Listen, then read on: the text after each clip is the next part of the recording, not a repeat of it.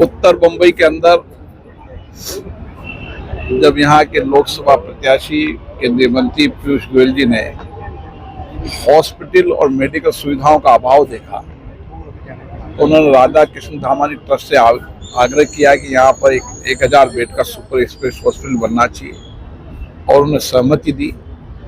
नरेंद्र मोदी जी के नेतृत्व में पीयूष गोयल जी ने केंद्रीय मंत्री के रूप में कई विभागों में काम किया और एक विभागों में काम करते हुए उन्होंने देश की प्रगति, खुशहाली, समृद्धि और एक नए विजनरी नेतृत्व के साथ उन्होंने प्रधानमंत्री जी के नेतृत्व में देश के अंदर आर्थिक परिवर्तन करने में बहुत किया।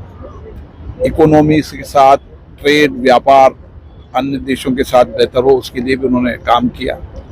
आज नरेंद्र मोदी जी के नेतृत्व में देश आगे बढ़ रहा है और जिस तरीके से देश ने प्रगति, खुशहाली, समृद्धि के साथ दुनिया में भारत की ताकत बढ़ी है। दुनिया की बड़ी इकोनॉमी वाले देश भी भारत में इन्वेस्टमेंट करने भारत में आ रहे हैं, जिसके रोजगार के नए सर्जन होंगे, रोजगार के नए साधन मिलेंगे।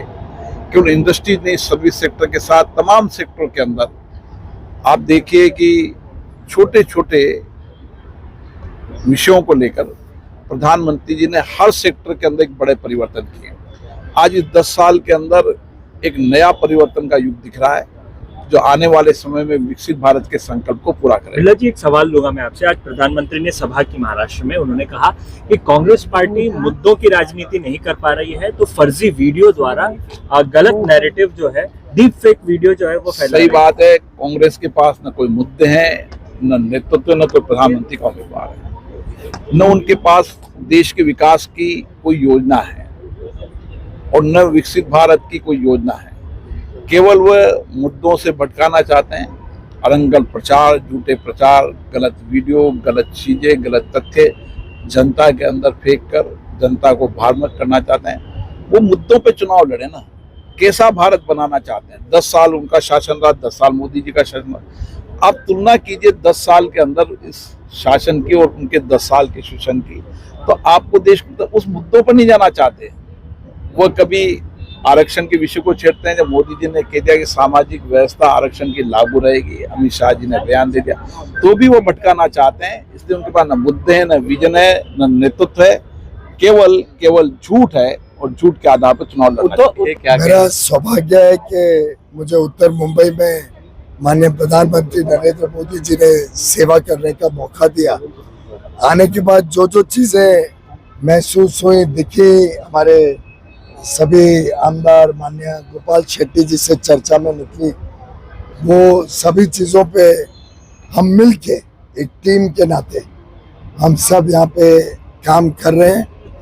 और मैं धन्यवाद देना चाहूँगा यहाँ की भी सभी रहवासियों का कि उन्होंने इतना स्नेह, इतना आशीर्वाद, इतना अभिनंदन भी किया, मुझे यहाँ स्वागत किया।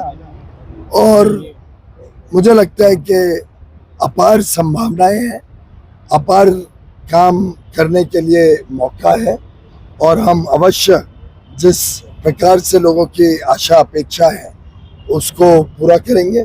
प्रधानमंत्री नरेंद्र मोदी जी ने जो आज देश को एक नए आवाम पे लेके गए हैं, उन्होंने कहा है अब कोई छोटा लक्ष्य देश नहीं देखेगा। हमारे सपने भी बड़े होंगे, लक्ष्य भी बड़े होंगे और मोदी जी के नेतृत्व में हम सभी समस्याओं का भी समाधान करेंगे और बड़े लक्ष्य को प्राप्त करेंगे। पीयूष जी, आज प्रधानमंत्री ने महाराष्ट्र में भी सभाएं की। उन्होंने कांग्रेस पार्टी पर हमला किया। उन्होंने कहा कि कांग्रेस पार्टी अब फेक वीडियोस के द्वारा जो है भारतीय जनता पार्टी के नेताओं की बदनामी कर रही है। अमित शाह का डीप फेक वीडियो जो है वो वायरल। ये कांग्रेस के पुराना तरीका है, वो एक हताश पार्टी है।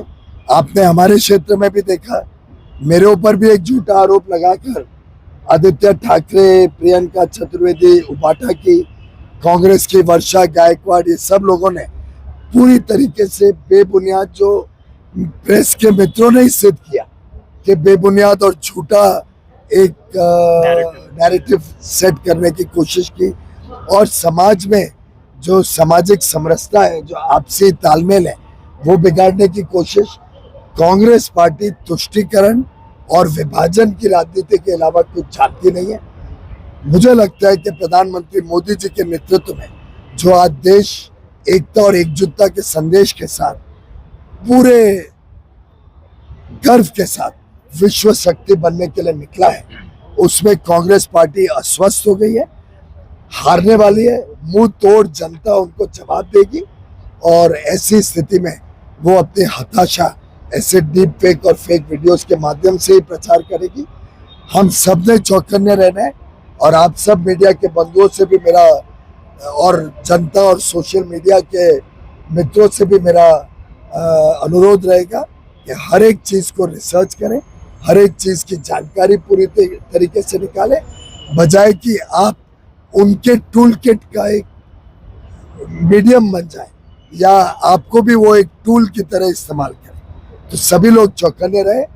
कांग्रेस फेक न्यूज़ की फैक्ट्री है और उस फेक न्यूज़ की फैक्ट्री से हम सब ने बचना चाहिए। Thank you. मतदान तो लोकतांत्रिक तरीके से ही होगा और मेरा उन सबको अनुरोध है कि उन्होंने अवश्य अपना वोट, जो मात्र अधिकार नहीं, हमारा दायित्व भी है, हमारी जिम्मेदारी है, हमारा कर्तव्य है। मैं तो सभी लोगों से अपील करूंगा, सभी युवा युवतियों से अपील करूंगा, उत्तर मुंबई और देश के हर नागरिक ने अपने वोटिंग का अधिकार को जिम्मेदारी समझना चाहिए और वो इस जिम्मेदारी को निभाए, तभी हम देश की सेवा और अच्छी तरीके से